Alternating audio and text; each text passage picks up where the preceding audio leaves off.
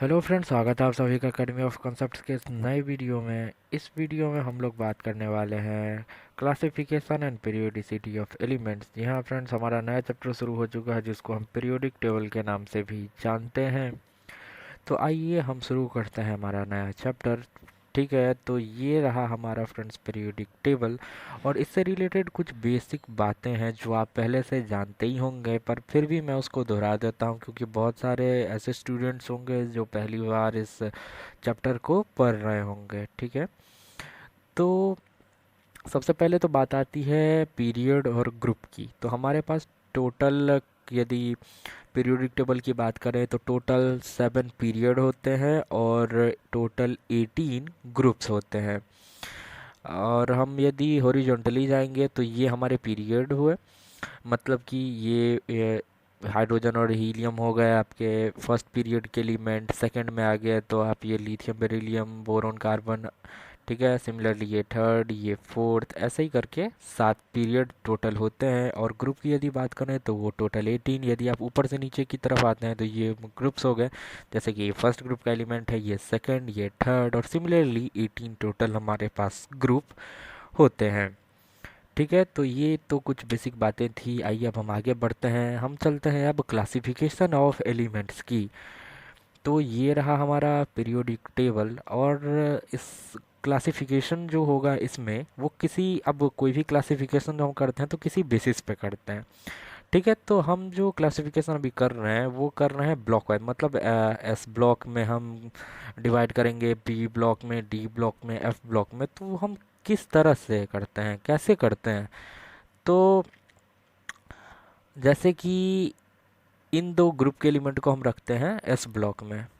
ठीक है, S block में इसलिए रखते हैं क्योंकि यदि हम इनका इलेक्ट्रॉनिक कन्फिगरेशन देखेंगे तो लास्ट इलेक्ट्रॉन जो है वो एस ऑर्बिटल में जा रहा है।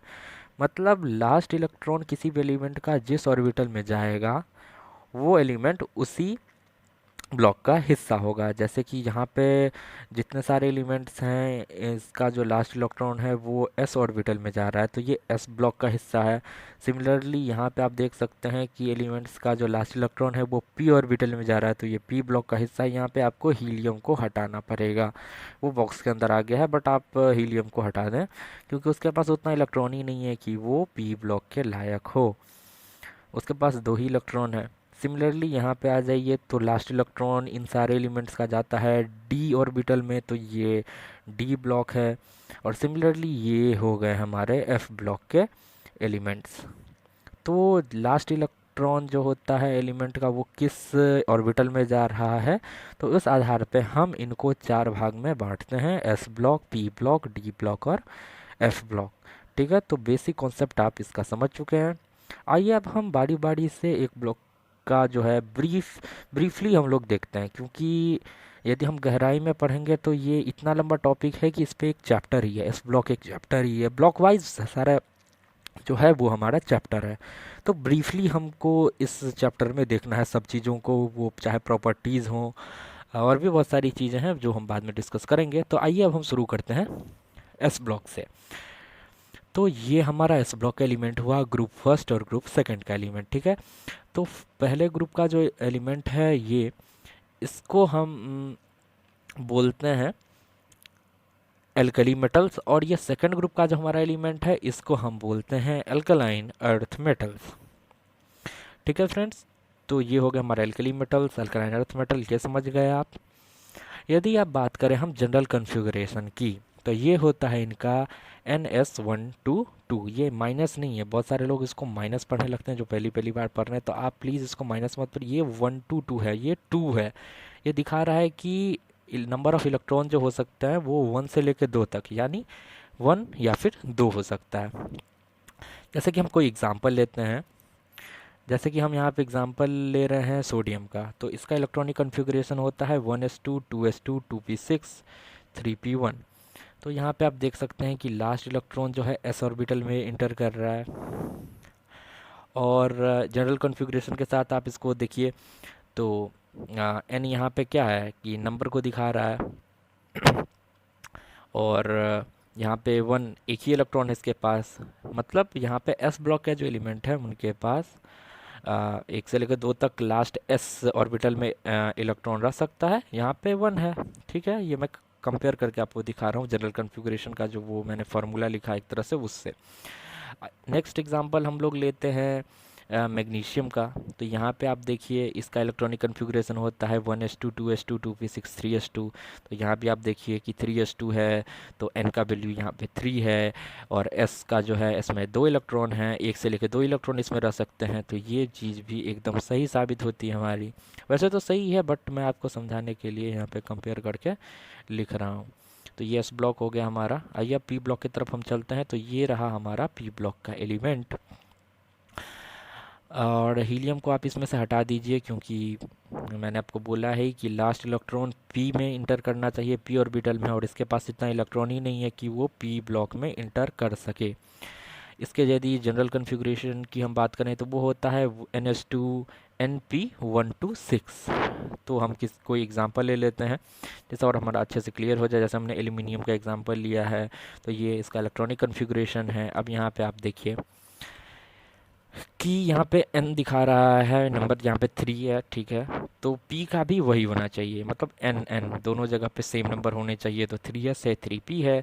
s यहाँ पे 2 होना चाहिए, इसमें 2 इलेक्ट्रॉन हैं ही पहले से। और p में जो है 1 से लेकर 6 तक कोई भी इलेक्ट्रॉन रह सकता है।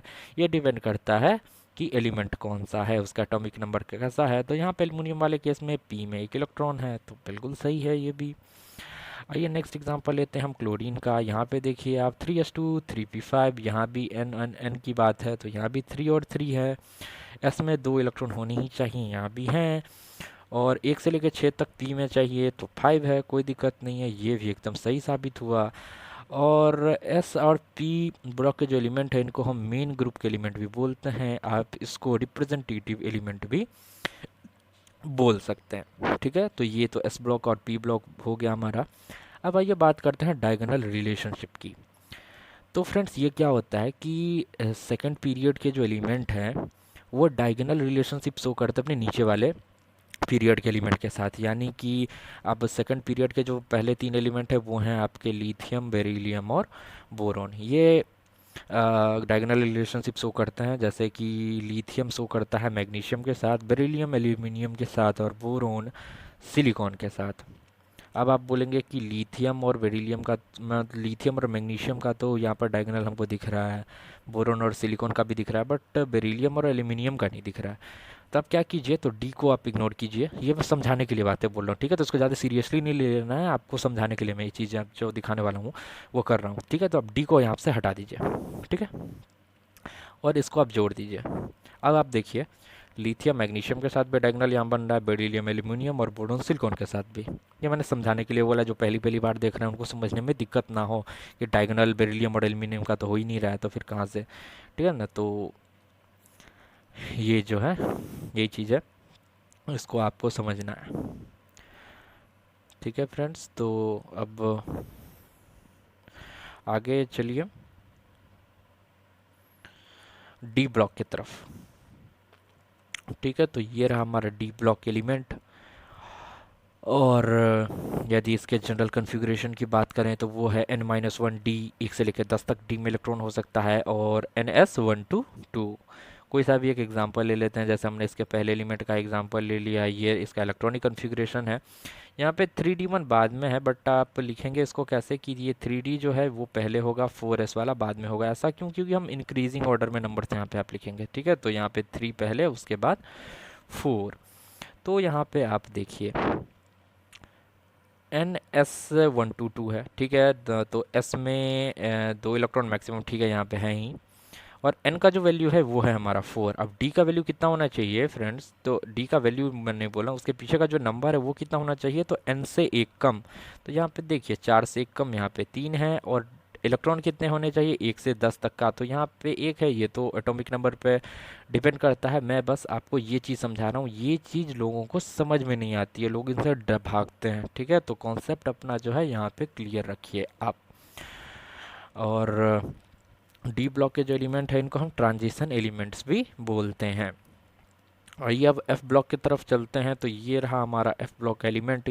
तो ये जो ऊपर वाले जो एलिमेंट हैं इस वाले पीरियड के, तो ये हो गए, इनको हम 4f लिथेनाइट्स बोलते हैं 4F वाले, और ये 5F वाले जो हैं इनको हम एक्टिनाइट्स भी बोलते हैं। ठीक है।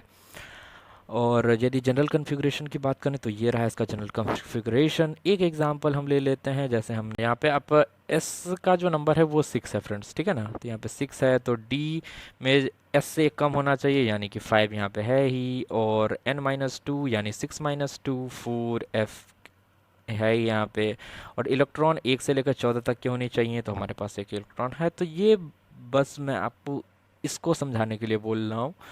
तो यहाँ पे देखिए एकदम बिल्कुल ठीक है ये हमारा चीज़।